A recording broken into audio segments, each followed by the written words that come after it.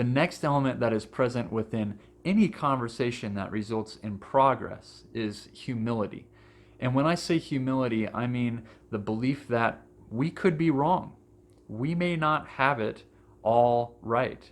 In fact, as I stand here and tell you guys the elements of every good conversation, I fully expect you guys to add some, or maybe some of these need to be taken off. Maybe some of them need to be reevaluated. I may not have it all right, and I'm sure you guys know that. um, so when we're able to have humility and believe that we may not have it all right, we're able to value people's opinions that much more. We're able to accept challenges that they bring us and not see them so much as a threat, but instead an opportunity to get at what is true. But it all starts with humility. It all starts with the belief that someone else may have something to offer us. We may not have it all right. My friend Calvin Friend recently posted this on social media. The older I get, the more I realize that if you're on the extreme right or left of a problem, you're probably wrong, but you may also be half right. So if we can figure out what's true at our own expense, we might be able to stop pointing fingers at each other and start working together to find solutions.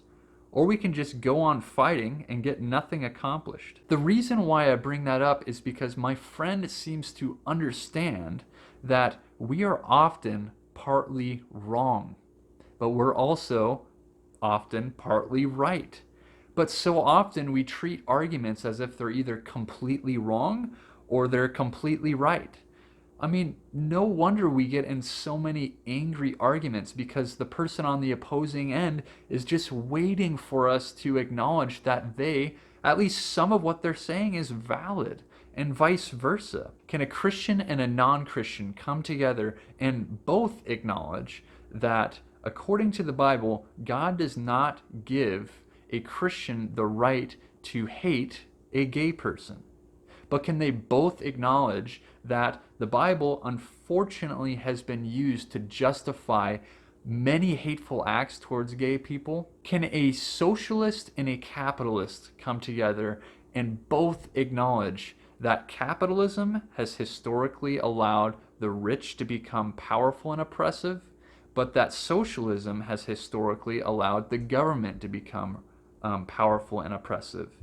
Both can be right. And as soon as we realize that people on both sides of an argument can be partially right, but also partially wrong, the more we are going to be able to accomplish through our conversations. But it starts with humility. The next element that is present within any good conversation is listening.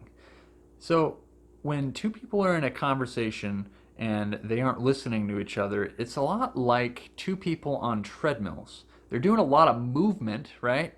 But they're not actually getting anywhere.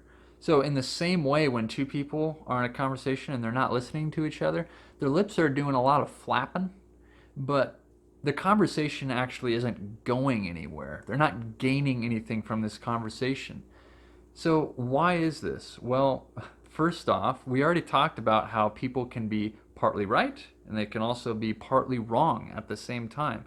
So when we don't listen to what the person is saying, we forfeit the opportunity to pick out those nuggets of truth. And quite frankly, when it's pretty obvious when people aren't listening to one another, and it causes a lot of anger, because when somebody feels like they're not being listened to, they're going to think, okay, that person doesn't care about what I have to say. Why? Well, they must think I'm stupid or evil or something. And they get angry. And we've already talked about how anger impacts a conversation. It kills it. The next element that's present within any good conversation is questions. When we are just so busy at trying to convert someone to believe exactly what we believe, we get caught up in just spouting out all kinds of information, data, philosophy, as if we're lecturing them within a classroom. But have you ever sat through a lecture and was like, yeah, I got everything there. I learned everything that that guy just said. No, nobody has ever actually learned everything that was within a lecture. Some of the best teachers that I've ever had were just really, really good at asking good questions. So just think about what you are most convinced of. Were you convinced that thing was true because you came to the conclusion or because somebody came to the conclusion for you? And what I mean by that is, did somebody come to the conclusion and then you just adopted their conclusion because you saw them as trustworthy? Or did you put in the work and evaluate the data that you find and evaluate your own experience and come to the conclusion yourself? I think the answer is the latter. For me, coming to my own conclusions has always been a better strategy for me to be more convinced that something is true. It allows me to listen to my own voice and not just the voices of others and taking their word for it. It allows me to do my own research and evaluate my own experience. And when I put in the time and effort into it, I come out believing something more than if I were to just take someone else's word for it. So, why do I bring all this up? Well, because when we ask questions in conversations, it allows us to invite others on that journey. Let me give you a personal example. I was recently debating somebody on social media on whether Washington State should have closed down businesses in light of COVID-19. She was saying that Washington State should not have, and I was saying that Washington State should have. But instead of lecturing me with all kinds of information and colorful charts and articles, she decided to ask me a simple question. And that question was, what happens when COVID-19 comes back in the fall? Do we just close businesses again? Is that sustainable? And that question invited me on a journey to do my own research and to use my own reasoning skills and come to my own conclusion. A conclusion that I will believe more than if she were to just lecture me on it. And you can make the argument that me coming to a conclusion that I actually believe is progress, and her learning from my conclusions and me learning from her conclusions is progress. You can also make the argument that her respecting my intelligence enough and reasoning skills enough to come to my own conclusion is progress. It was good for our relationship. See, that's the beauty of asking questions. And do two people always come to the same conclusion at the end of a conversation?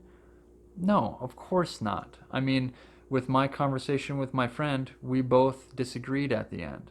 And that's absolutely okay. Because remember, the goal of a conversation is not that everybody agrees. It's that progress results from having the conversation. And did progress result from this conversation? I think absolutely it did. So, is asking questions the last element to every good conversation? No. There are two more, and we're going to talk about those in the next video.